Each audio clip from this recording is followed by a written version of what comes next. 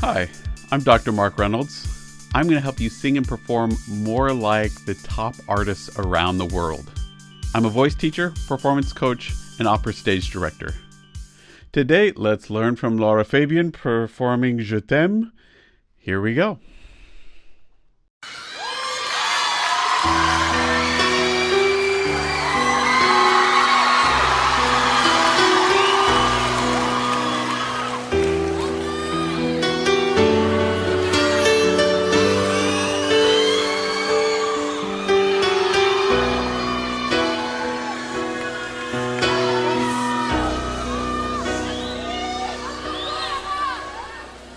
Before she makes a sound, really brilliant, brings the attention straight to her. Dramatic intro, one spotlight, simple clothing. We know this is going to be a more intimate moment just by what we're seeing here. It's going to be more vulnerable. It's going to be about what she's doing with her face. It's not going to be a big showy moment. It's going to be an intimate one. Love how they set this up so cleanly at the beginning.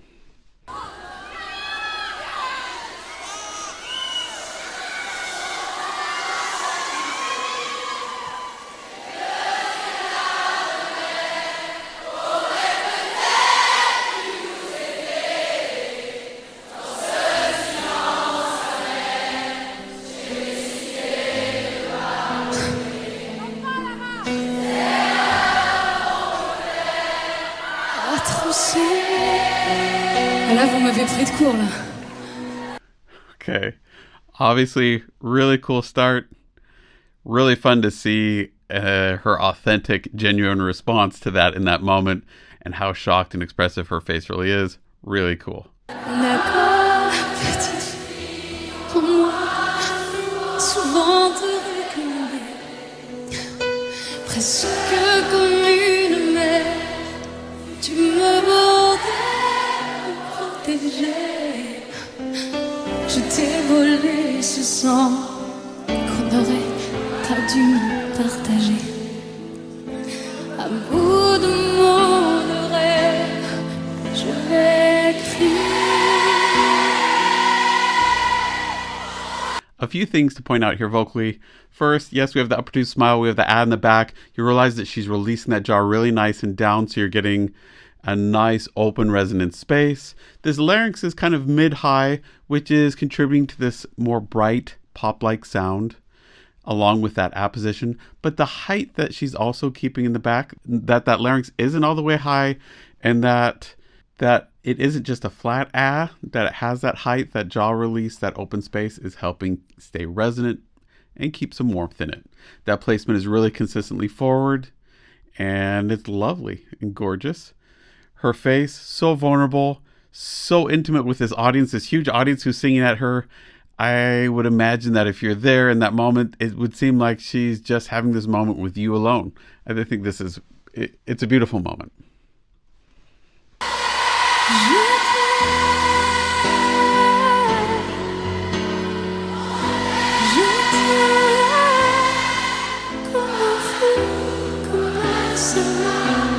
Comme une star au cinéma. Je t'aime,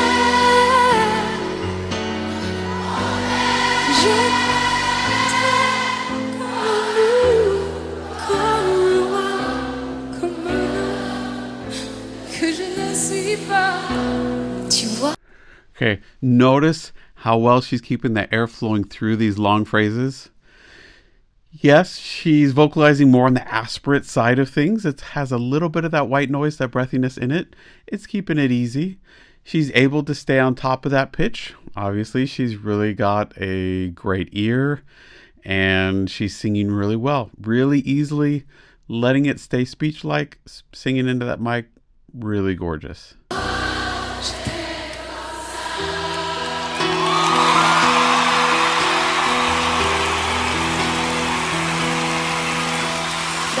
Quand je t'ai confié tous mes sourires, tous mes secrets, même ceux dont seul un frère est le gardien avoué.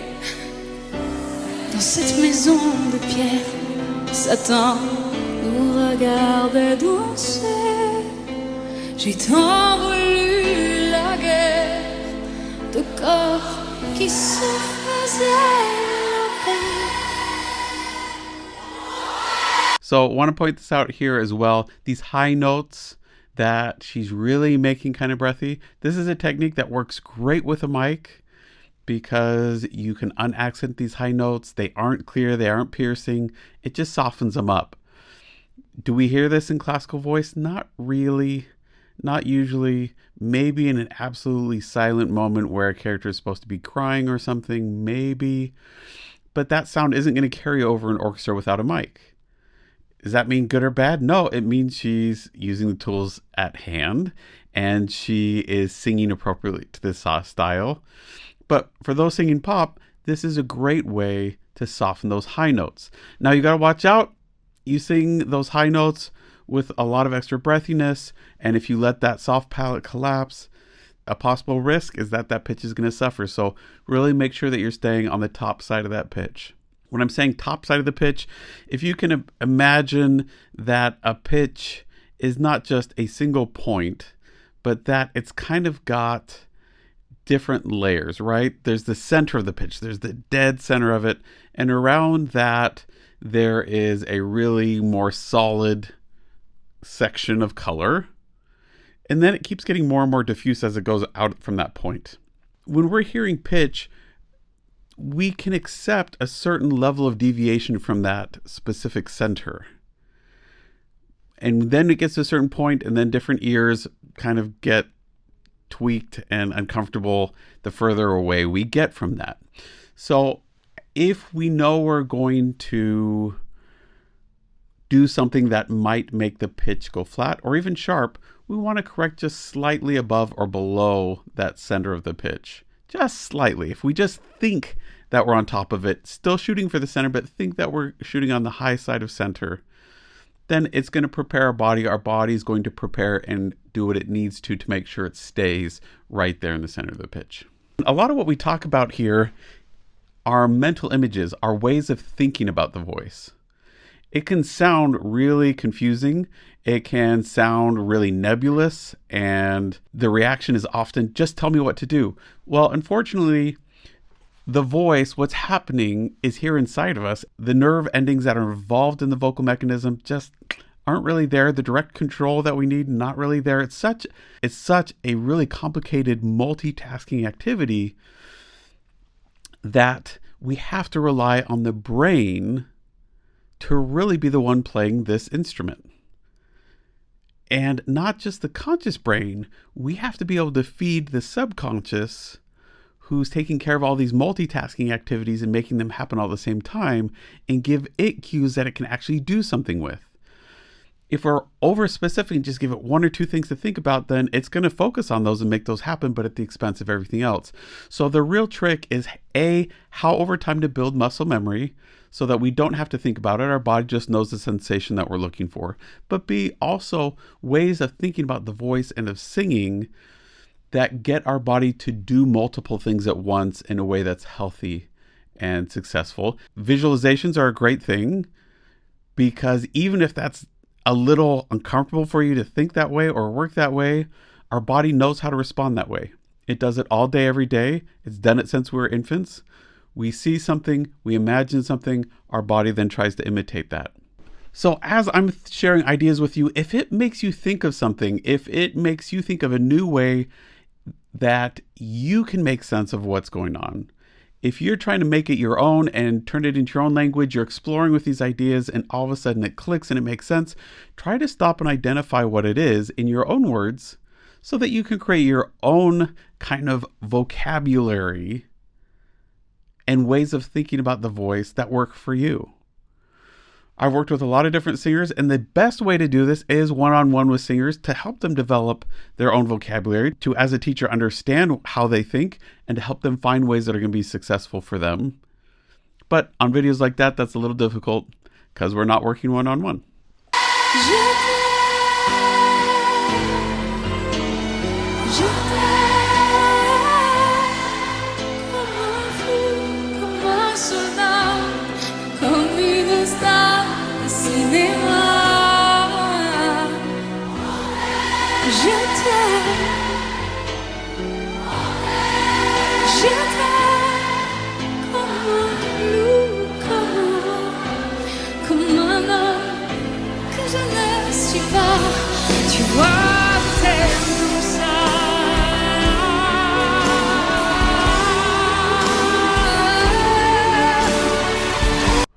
what are the things that make it so even though it's breathy, it doesn't get swallowed, it doesn't disappear?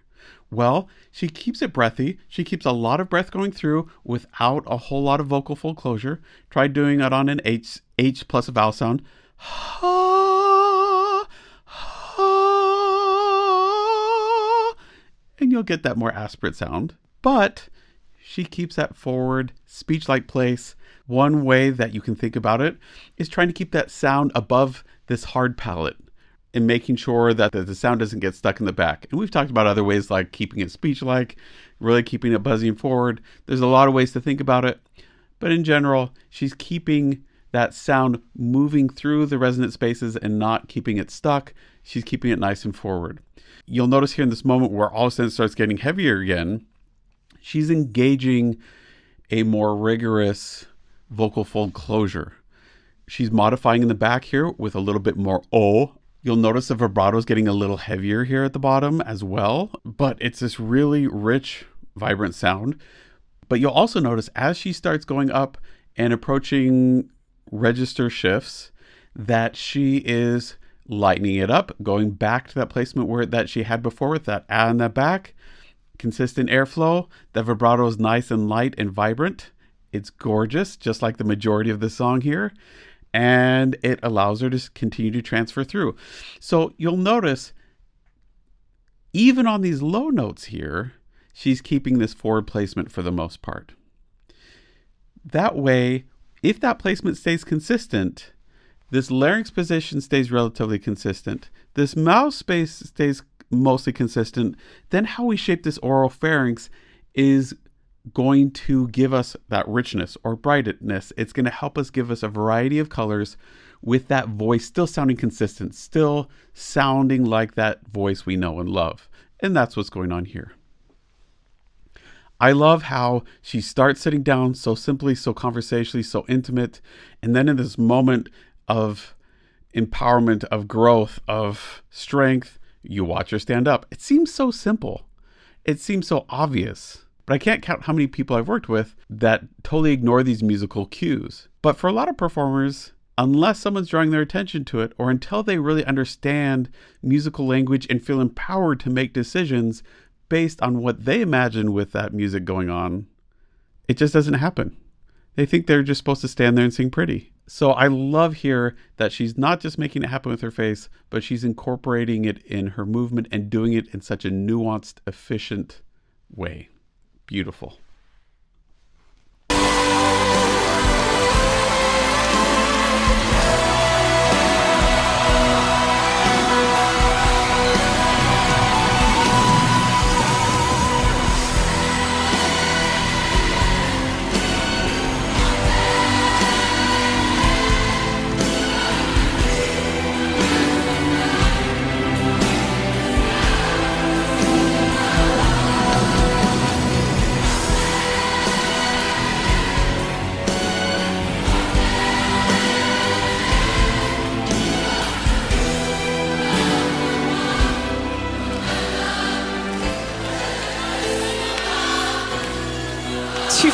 That when she was walking on stage, she was just walking. She wasn't doing it in slow-mo. She wasn't making it super even. She wasn't trying to make it a special occasion. She was just walking like we'd probably see her walk down any hallway or street in a really relaxed, easy, comfortable way. That might sound, again, obvious, but it's not that easy when you're a performer to just walk across the stage really easily. For some reason, our brain turns on performer mode and we feel like we have to do something special or match it to the beat of the music or something. I don't know. But that's something you can practice today is when you're in a performer mode, if you're up in performance singing, just walk. If you feel the impulse to walk somewhere, just walk. The other thing here with her is that she's letting herself just have a moment to follow the impulse. She has a moment where she wants to let them sing. Let them sing. She feels like saying something to them. She says something to them.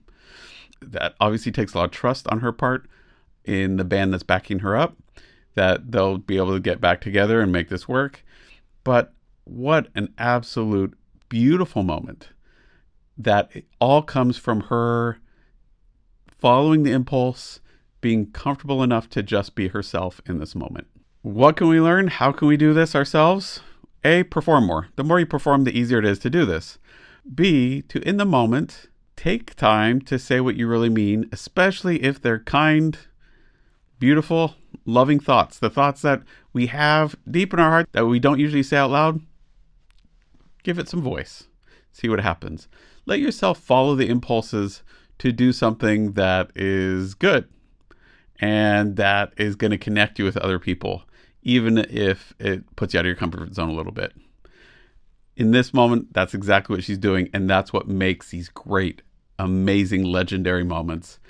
Are people being comfortable enough to just totally enjoy the moment and be themselves, and to connect with the people around them? Je t'aime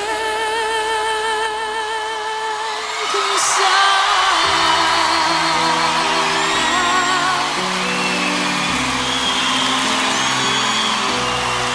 Tu vois, je t'aime comme ça.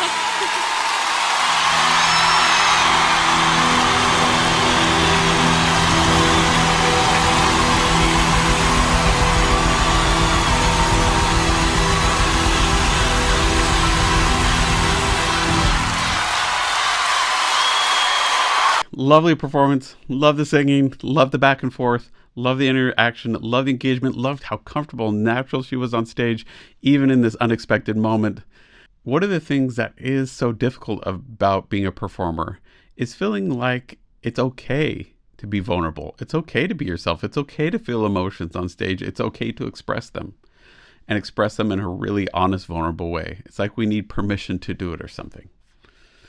And so I give you permission. Do it.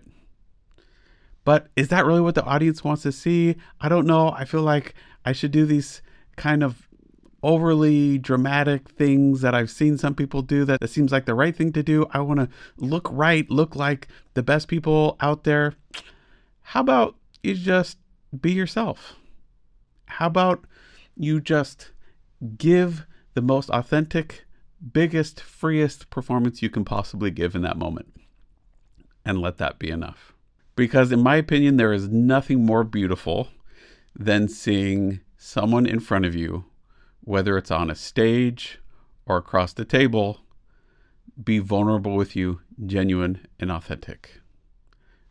As humans, I think we can watch that for hours on end and be moved and overlook a whole host of mistakes and have it be time well spent.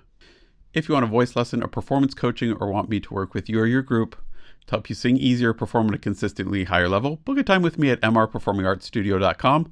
I look forward to working with you online.